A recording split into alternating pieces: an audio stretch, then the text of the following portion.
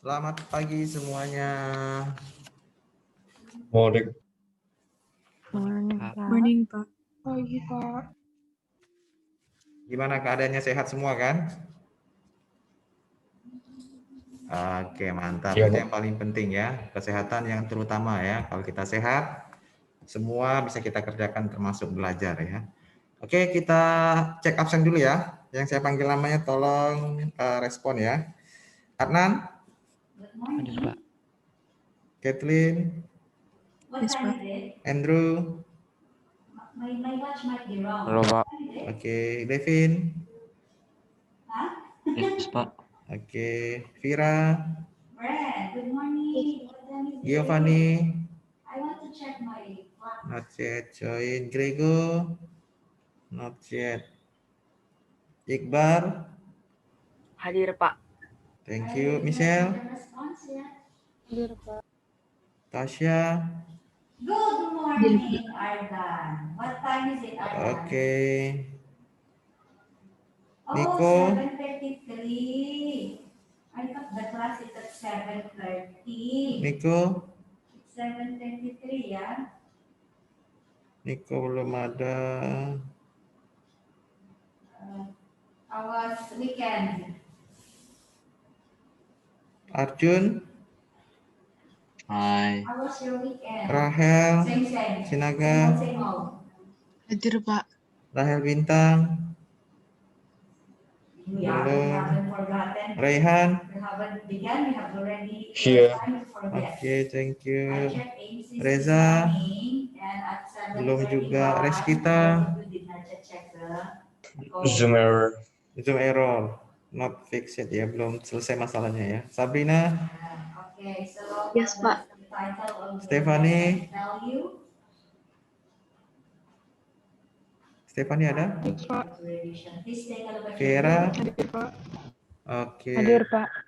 15 orang, 1, 2, 3, 4, 5, 6, 7, 8, 9, 10, 11, 12. Ya 15 orang, Giovanni belum, Nico belum, Bintang belum, Reza sama Reskita. Oh, Bintang masih. Hai. Brenda, please take a look Oke, at the hari ini kita mulai topik baru ya, chapter 3 ya, bab 3 tentang kedaulatan rakyat. Please see Em, March 2016. March 2016. Untuk hasil ulangan yang chapter 2 ya, masih belum Bapak selesaikan untuk pengecekan esai ya. Mudah-mudahan minggu ini selesai. Terus kita baru join.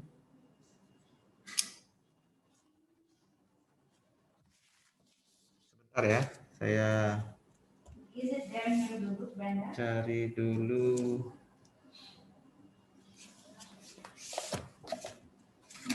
Hello. Is it in your book? Yes. Brenda, yes, it is. Yes. Is it there? Yes. Were you able to answer it already? No. Yes. No. Ya Pak. Their class Miss Rose? No. Yes. No, sir, later. Later. Okay. Maybe better here lah.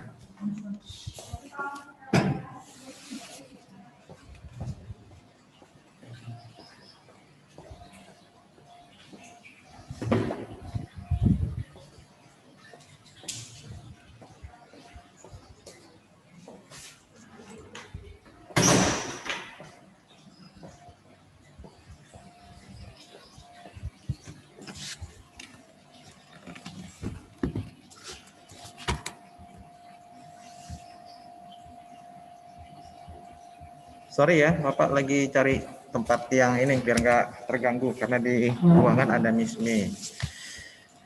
Reza baru join. Nico. Ya, tinggal Giovanni. Oke. Hari ini kita akan mulai bahas bab 3 tentang kedaulatan rakyat. Nah, di sini ada banyak konsep yang harus kita pahami ya. Jadi tolong disimak, diikuti dan fokus ya. Nah, ada yang sudah membaca e-booknya tentang bab 3. Itu kalau di bukunya itu halaman 54. Judulnya Kedaulatan Negara Republik Indonesia. Sudah ada yang baca? Halo?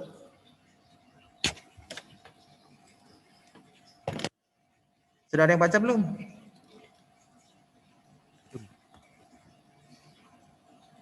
Belum, Pak. Enggak, belum ada yang baca. Oke, kalau belum ada. Belum, Pak. Nah, silakan dibuka bukunya halaman 54. Kita akan bahas tentang kedaulatan rakyat. Kita akan bahas kedaulatan rakyat. Nah, bicara tentang kedaulatan.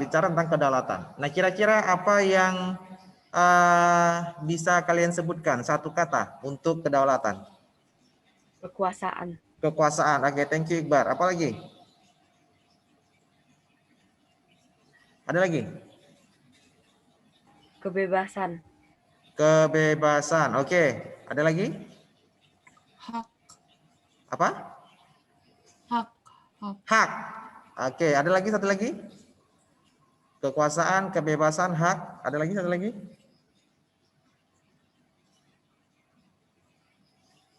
Tidak ada? Oke. Nah, apa yang dikatakan tadi sudah tepat ya. Kalau kita bicara tentang kedaulatan, maka itu identik dengan kekuasaan ya. Atau bisa dikatakan juga kebebasan ya. Kenapa dikatakan kebebasan? Karena kita bebas untuk memilih orang-orang yang akan mewakili kepentingan kita di pemerintahan. Ya. Kemudian hak.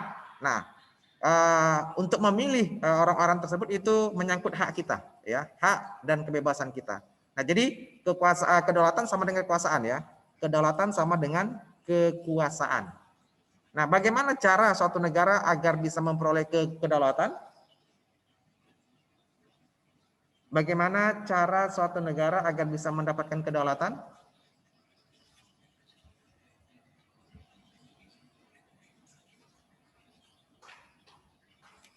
Dengan hukum.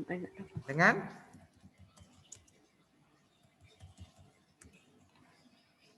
Gimana caranya agar suatu negara itu bisa mendapatkan kedaulatan? Kemerdekaan, Pak. Yes, dengan merdeka, ya. Jadi suatu negara itu bisa mendapatkan kemerdekaan, kekuasaan itu apabila dia sudah merdeka, ya. Kalau negara itu sudah merdeka, maka otomatis kedaulatan itu akan datang langsung ke negara tersebut. Kok bisa, Pak? Ya, karena tadi kita katakan bahwasanya kedaulatan sama dengan kekuasaan. Nah, suatu negara itu bisa punya power, bisa punya kekuasaan apabila dia sudah merdeka. Artinya, dia sudah mempunyai kebebasan untuk mengatur, mengurus, membuat kebijakan-kebijakan yang menyangkut perkembangan dari negara tersebut. Ya. Tapi kalau dia belum freedom, belum merdeka, ya impossible, tidak akan mungkin. Benar nggak sih? Benar nggak ya? Benar ya? Jadi ketika kita masih dikuasai, masih dijajah oleh orang lain, kira-kira nih, misalkan nih si Iqbar nih ya, si Iqbar itu masih menjadi bekerja di perusahaan saya.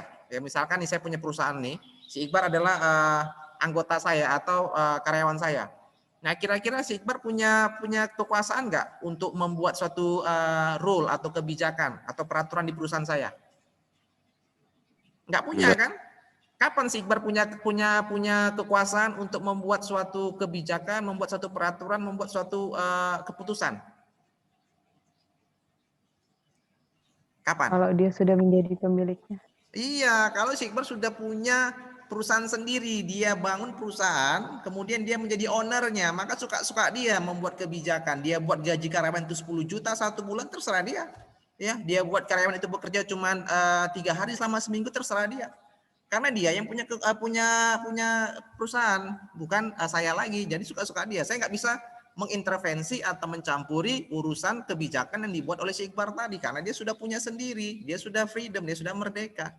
Nah itu analoginya ya, itu analoginya. Oke, sejauh ini paham ya? Oke ya. Nah, itu tolong disimpulkan sendiri ya, bahwasanya suatu negara itu bisa mendapatkan kedaulatan apabila negara itu sudah merdeka. Seperti analogi kita tadi ya. Si Iqbar yang awalnya bekerja di perusahaan saya, ya, maka dia tidak bisa membuat suatu kebijakan, suatu peraturan, ya, suatu keputusan menyangkut perusahaan saya karena dia masih bekerja di perusahaan saya. Tapi ketika dia sudah keluar dari perusahaan saya dan mendirikan sebuah perusahaan baru atas nama dia, maka suka-suka dia. Ya, dia punya freedom, dia punya kebebasan untuk membuat kebijakan, peraturan, keputusan dan lain sebagainya karena dia sudah punya kekuasaan. Oke, nah sekarang kita bahas tentang bagaimana kedaulatan itu bentuknya seperti apa, ya? Kedaulatan menurut bentuknya itu terbagi dua ya. Kedaulatan menurut bentuknya terbagi dua. Kira-kira ada yang masih ingat bentuk dari kedaulatan? Ada yang masih ingat bentuk dari kedaulatan? Ada?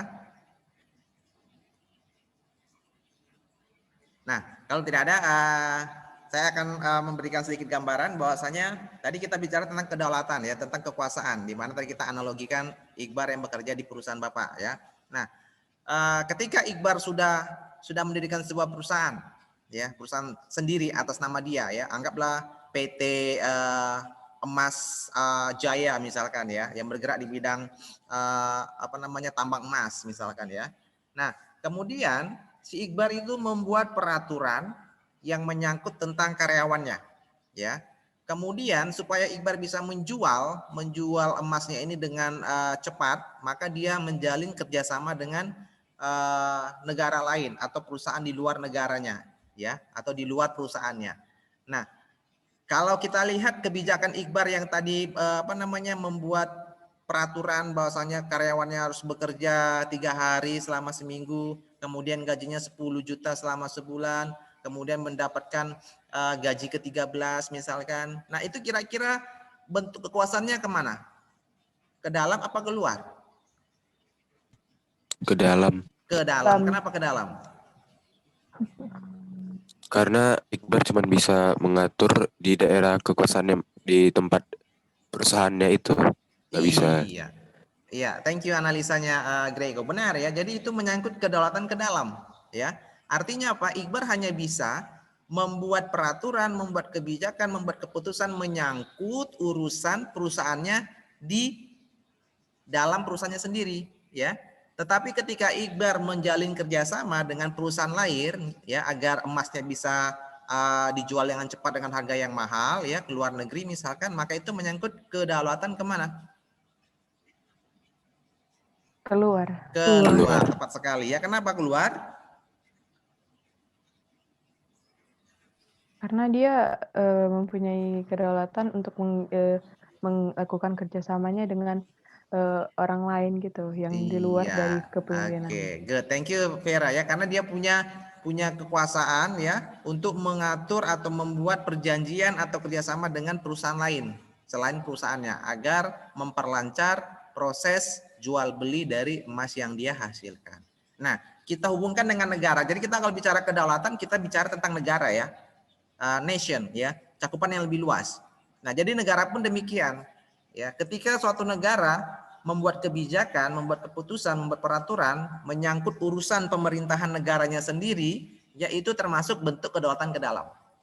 Ya, contoh misalkan yang kemarin ya, pemerintah mengeluarkan undang-undang Cipta Kerja ya, atau Omnibus Law ya, yang terupdate ya, yang faktual ya. Pernah lihat di televisi mendapat penolakan dari berbagai pihak ya, sampai demo beberapa hari para buruh ya. Nah, itu termasuk salah satu bentuk kebijakan internal yang dibuat oleh pemerintah untuk mengatur masyarakatnya ya, menyangkut tenaga kerja ya. Itu namanya kedaulatan ke dalam. Negara lain boleh ikut campur dalam pembuatan proses undang-undang Cipta Kerja tersebut? Tidak bisa, nggak bisa ya. Itu tidak bisa diintervensi, dicampuri oleh negara lain. Karena menyangkut urusan dalam negeri negara kita. Nah, itu namanya kedaulatan ke dalam. Ya. Nah, kalau kedaulatan keluar, nah ini kita lihat menyangkut tentang yang terbaru ya, update ya. kerjasama antara Indonesia dengan Cina dalam vaksin COVID-19 ya. Karena sudah dapat kita vaksinnya ya. November rilis ya. Puji Tuhan sudah rilis apanya. Itunya sudah ada SK-nya dari pemerintah ya, peraturannya. Nah, itu termasuk kerjasama luar negeri yang menyangkut tentang bagaimana negara ini mau melindungi masyarakatnya dengan mengadakan kerjasama dalam bidang kesehatan antara dua negara Indonesia dengan Cina ya, menyangkut vaksin COVID-19. Nah, itu namanya kerjasama bilateral yang menyangkut tentang kedaulatan keluar suatu negara. Ya, kenapa perlu dilakukan kedaulatan keluar? Kenapa suatu negara perlu melakukan kedaulatan keluar atau menjalin kerjasama dengan negara lain? Ada yang bisa menjawab? Untuk mengisi kekurangan dalam negara tersebut. Oke, thank you. Vera, ada lagi yang lain untuk mengisi kekurangan yang terdapat di negara tersebut? Ada lagi yang lain? Silakan. Coba dipikirkan sebentar, kira-kira apa yang Saya mau coba, Pak. Ya, silakan, Jericho. Mungkin dengan adanya kerjasama, suatu negara bisa membangun sesuatu yang lebih besar lagi, yang tidak bisa dibangun sendiri oleh negaranya. Dengan adanya kerjasama dengan negara luar, maka suatu negara bisa membangun negara yang jadi besar ya. Karena ada support, ada bantuan dari negara lain. Oke, thank you Grego buat pendapatnya. Ada lagi yang lain? Ada? Tidak ada? Oke, tadi dikatakan teman kalian Vera dan Grego ya yang hari ini cukup aktif ya dalam pembelajaran ya. Oke, good. Thank you Bapak Suka ya, aktif ya, komunikatif. Nah, itu benar ya. Jadi suatu negara ya, kita harus pahami dulu konsep satu negara. Suatu negara ini tidak bisa hidup sendiri, tidak bisa berdiri sendiri tanpa bantuan, tanpa kerjasama dengan negara lain ya. Sehebat apapun negara tersebut, sekaya apapun negara tersebut, sepintar, semaju apapun teknologi yang mereka miliki, seperti negara Jepang, tetap mereka tidak bisa menutup diri untuk tidak bekerja sama dengan negara lain. Kenapa, Pak? Ya itu tadi, karena faktor kekurangan yang terdapat dalam negara tersebut, seperti yang kata Vera tadi. Ya, Jepang, apa yang mereka tidak punya dari segi knowledge dan skill? Mereka punya semua. Tetapi mereka apa yang kurang? Sumber daya alam. Sumber daya alam, benar sekali. Sementara Indonesia apa yang kurang? Teknologi dan SDM-nya, ya. Teknologi dan SDM-nya. Maka terjadilah kerjasama antar dua negara ini untuk menutupi kekurangan masing-masing negara, ya, agar negara itu bisa mencukupi kebutuhan dalam negeri negaranya masing-masing. Nah, itu dia ya. Paham ya? Jadi kita sebagai suatu negara itu butuh yang namanya kerjasama dengan negara lain. Nah, itu bisa dilakukan apabila ada kedaulatan keluar, ya, yang memungkinkan kita untuk mengadakan kerjasama. Pak, apa buktinya Pak kita sudah melakukan kerjasama dengan negara lain? Kira-kira apa yang membuktikan kita sudah melakukan kerjasama atau bisa melakukan kerjasama dengan negara Jepang misalkan? Kita ambil kerjasama bilateral di dua negara ya, di itu artinya dua. Apa kira-kira buktinya?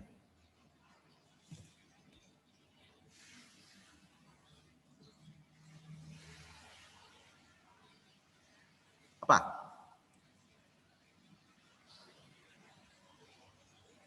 Adanya tenaga kerja dari Jepang, Pak.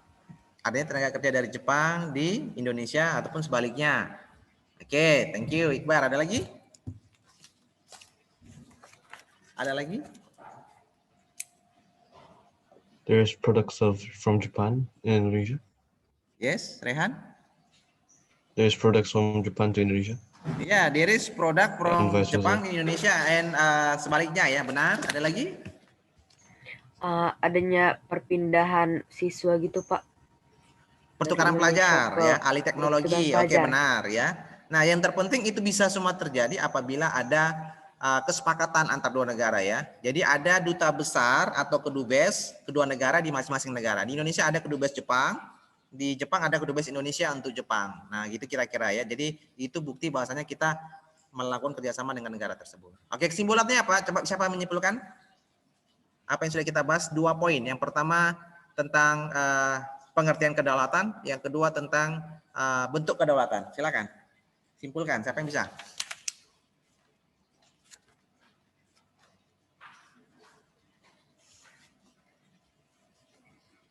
Silakan.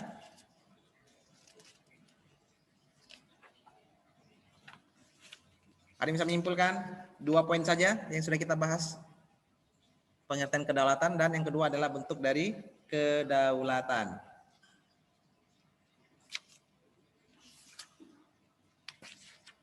Ayo.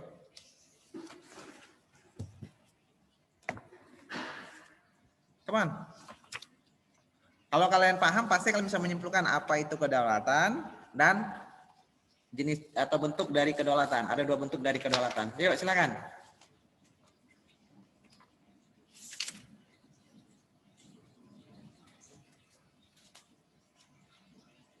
Come on, everyone.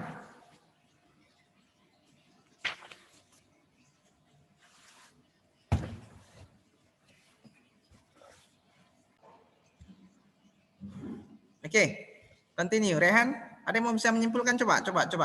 Tadi kita sudah menjelaskan ya, tadi sudah saya buat analoginya ya tentang 2 orang antara saya pemilik perusahaan dengan Iqbar karyawan. Ya, silakan simpulkan apa itu kedaulatan dan apa bentuk kedaulatan. Yuk. Saya, Pak. Ya, silakan. Vera. Kedaulatan itu di arti generalnya adalah suatu kekuasaan atau freedom. Bentuk-bentuk kedaulatannya itu jika kita diterapkan di negara ada ada 2 bentuk kedaulatan, yaitu kedaulatan ke dalam dan kedaulatan keluar. Kedaulatan ke dalam itu kekuasaan suatu negara yang mengurus atau mengatur suatu urusan yang ada di dalam negaranya sendiri atau ada pada tempatnya sendiri, tanpa urusan campur tangan dari negara lain. Sedangkan kedaulatan keluar itu seperti kekuasaan negara yang bisa mengatur atau mengurus kerjasama yang dilakukannya dengan negara-negara lain. Oke, thank you Vera. Cukup mantap ya. Ada lagi satu lagi coba yang menyimpulkan bisa? Kita baru 2 poin saja ini ya.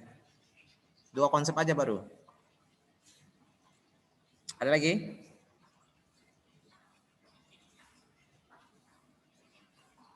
Ada? Baru cuma Vera dong yang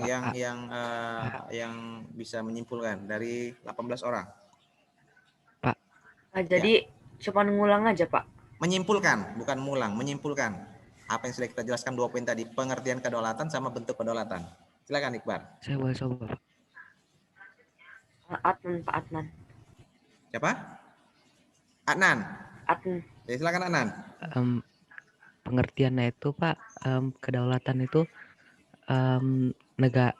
Jadi kayak negara itu dapat memiliki kedaulatan itu kalau negara itu sudah merdeka, Pak. Jadi kedaulatan itu dapat dibilang kayak kekuasaan gitu, Pak. Nah, dan bentuk-bentuknya itu ada 2, Pak. Kedaulatan yang di luar dan di dalam. Kalau yang di luar itu, Pak, dia dapat mengatur yang di luar dari miliknya sendiri, Pak. Sedangkan di dalam itu dia hanya dapat mengatur punyanya sendiri, Pak. Oke, thank you Adnan ya. Sangat bagus ya kesimpulannya ya. Oke, jadi kesimpulannya apa yang dikatakan Adnan sama Vera tadi benar ya. Jadi Bapak ulangi sekali lagi apa yang mereka katakan ya. 2 poin yang sudah kita bahas di awal. Yang pertama adalah kedaulatan ya. Kedaulatan artinya adalah kekuasaan tertinggi ya, kekuasaan tertinggi yang terdapat dalam satu negara ya. Kekuasaan tertinggi yang terdapat dalam suatu negara ya. Kemudian kedaulatan itu bisa diperoleh oleh suatu negara apabila negara tersebut itu sudah merdeka ya. Kedaulatan bisa diperoleh oleh suatu negara apabila negara itu sudah merdeka ya. Dengan merdekanya satu negara, maka negara tersebut mempunyai kekuasaan untuk mengurus, mengatur, membuat kebijakan demi perkembangan dan kemajuan serta kesejahteraan rakyat negara tersebut. Oke. Nah, poin yang terakhir Bentuk kedaulatan ada dua, ya. Yang pertama kedaulatan ke dalam. Kedaulatan ke dalam artinya kekuasaan suatu negara untuk mengatur, mengurus, menjalankan pemerintahan sendiri tanpa campur tangan dari negara lain. Ya, Bapak ulangi, bentuk kedaulatan ada dua. Yang pertama kedaulatan ke dalam, artinya kekuasaan suatu negara untuk mengatur, mengurus, menjalankan pemerintahannya sendiri tanpa campur tangan dari negara lain. Contoh, ya, membuat undang-undang cipta kerja yang sekarang ini ya. Nah, itu negara lain tidak boleh ikut campur tangan dalam proses pembuatannya. Kemudian bentuk kedaulatan yang kedua adalah kedaulatan keluar. Kedaulatan keluar. Artinya kekuasaan suatu negara untuk mengadakan kerjasama dengan negara lain. Bapak ulangi, kedaulatan keluar artinya kekuasaan suatu negara untuk mengadakan kerjasama dengan negara lain. Tujuannya adalah agar bisa mencukupi segala kebutuhan dalam negara tersebut. Ya. Tujuannya adalah agar dapat mencukupi segala kebutuhan dalam negara tersebut. Oke. Nah, itu mengenai bentuk-bentuk kedaulatan. Oke. Nah, sampai sini ada yang mau ditanyakan? Sampai sini ada yang mau ditanyakan? Tidak ada? Oke, kalau tidak ada kita lanjut ya. Poin yang ketiga, ya. Kedaulatan itu mempunyai 4 sifat, ya. Kedaulatan itu mempunyai 4 sifat. Yang pertama itu asli, ya, asli. Artinya kedaulatan itu tidak berasal dari kekuasaan yang lebih tinggi, ya. Bapak ulangi, sifat kedaulatan itu ada 4, ya. Coba saya teks ya. Sifat kedaulatan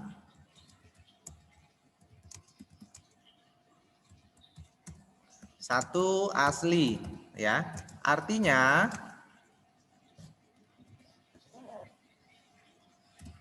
kedaulatan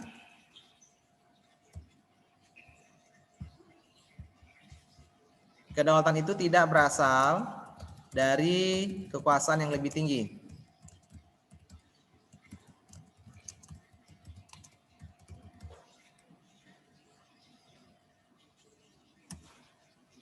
Nah, poin yang pertama, sifat kedaulatan yang pertama asli, original. Artinya apa? Kedaulatan itu tidak berasal dari kekuasaan yang lebih tinggi. Maksudnya apa tuh?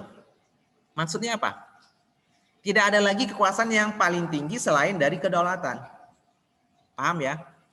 Jadi level yang paling tinggi itulah kedaulatan. Jadi tidak ada lagi posisi atau level yang paling tinggi di atas kedaulatan. Maka dikatakan sifat kedaulatan yang pertama adalah asli. Artinya apa? Kedaulatan itu tidak berasal dari kekuasaan yang lebih tinggi. Karena yang paling tinggi itu ya kedaulatan, tidak lagi yang lebih tinggi di atasnya. Ya. Yang kedua permanen. Nah, dari kata permanen pasti kalian sudah bisa menyimpulkan. Apa arti permanen dalam bahasa Indonesia? Selama-lamanya. Selama-lamanya, benar ya. Forever, abadi dia. Artinya apa? Kedaulatan tetap ada, ya. Selama negara itu tetap ada ya. Kedaulatan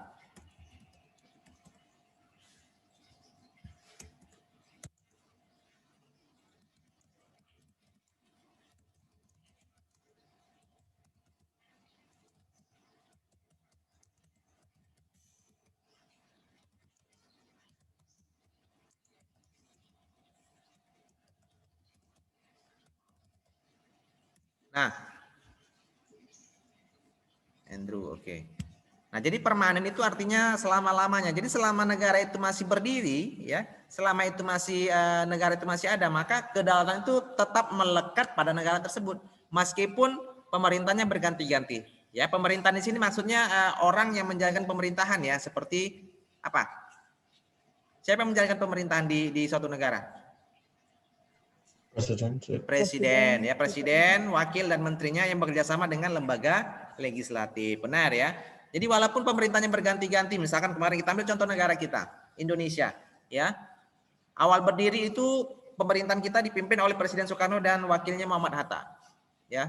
Kemudian dilengsarkan berganti dengan Presiden Soeharto. Ya, artinya apa? Tetap ada kedaulatan, tetap ada, ya, meskipun sudah berganti kepemimpinan dari Soekarno ke Soeharto. Ya, itu maksud dari permanen, ya. Kemudian yang ketiga itu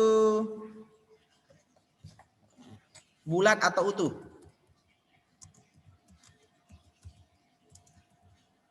Bulat atau utuh.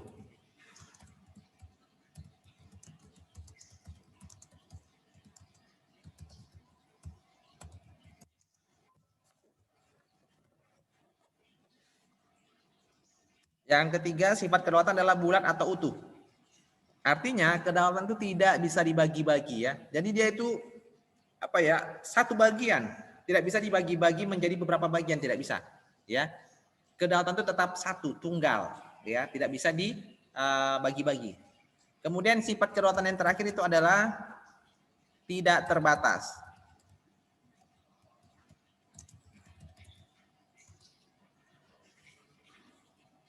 Tidak terbatas. Artinya apa? Kedaulatan itu tidak ada yang membatasi, ya.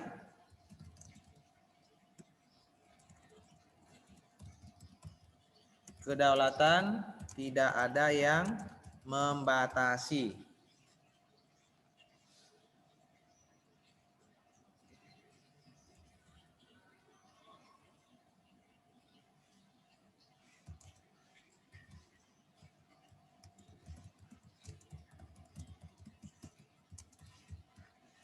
Nah, itu yang terakhir, ya, tidak terbatas. Artinya kedaulatan tidak bisa dibatasi oleh kekuasaan lain.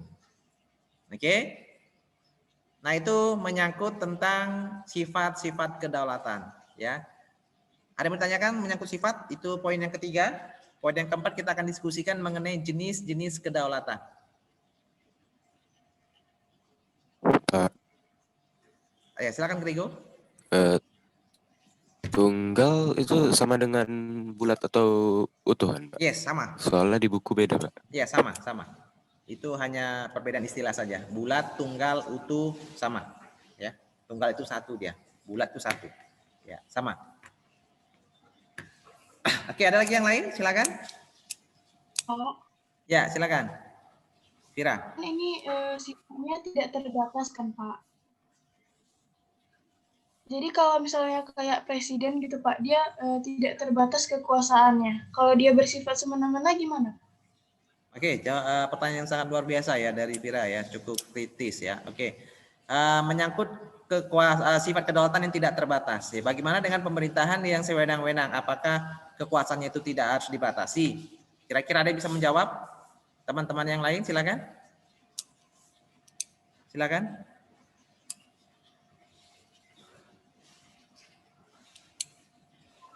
Saya mau coba. Silakan, Grego. Kan kayak Bapak bilang itu presiden sama wakil presiden itu ada kerjasamanya sama legislatif. Nah, legislatif itu ada yang membuat hukum-hukum untuk membatasi kekuasaan-kekuasaan agar tidak bertindak sewenang-wenang, Pak. Ya, benar ya, kata Grego benar ya. Jadi maksud di sini adalah bukan kekuasaan presidennya yang tidak dibatasi, tapi kekuasaan itu sendiri, ya. Kekuasaan itu sendiri tidak bisa dibatasi. Seperti ini loh kira-kira, ya. Tadi kan arti kedaulatan itu adalah kekuasaan. Nah, kekuasaan tertinggi dalam satu negara itu berada di tangan rakyat, ya, berada di tangan rakyat. Kalau pemerintahan itu kekuasaannya dibatasi, maka tadi kata Grego ada kerjasama antara pemerintah dengan legislatif yang membuat undang-undang. Maka kekuasaan pemerintahan itu perlu dibatasi, ya. Kekuasaan pemerintahan itu perlu dibatasi, ya. Tidak mungkin kekuasaan pemerintah tidak dibatasi. Kalau tidak dibatasi, maka akan terjadi yang seperti kata Vira tadi, kesewenang-wenangan yang berujung kepada diktatorship atau otoriter. Nah, itu perlu dibatasi dengan peraturan atau undang-undang. Nah, jadi Pak, maksud poin tidak terbatas ini apa? Maksud poin dari tidak terbatas dari sifat kedaulatan adalah kekuasaan itu sendiri, ya. Jadi kekuasaan itu bukan kekuasaan yang dimiliki oleh pemerintah, tetapi kekuasaan yang yang original, yang artinya itu berada di tangan rakyat, ya, berada di tangan rakyat. Maka ketika pemerintah sudah bertindak sewenang-wenang, maka rakyat, ya, selaku pemegang tertinggi kekuasaan di suatu negara itu bisa melengsarkan pemerintahan tersebut, ya. Tetap yang menjadi kekuasaan pemerintahan itu harus dibatasi, ya. Oke, thank you untuk pertanyaan luar biasa dari Vira, dan jawaban yang dari Grego cukup tepat sekali, ya. Oke, kalau tidak ada pertanyaan, Bapak end meeting ya. Nanti kita join lagi dan kita akan bahas jenis-jenis kedaulatan dalam sesi diskusi ya. Oke, Bapak end meeting dan silakan di join ya.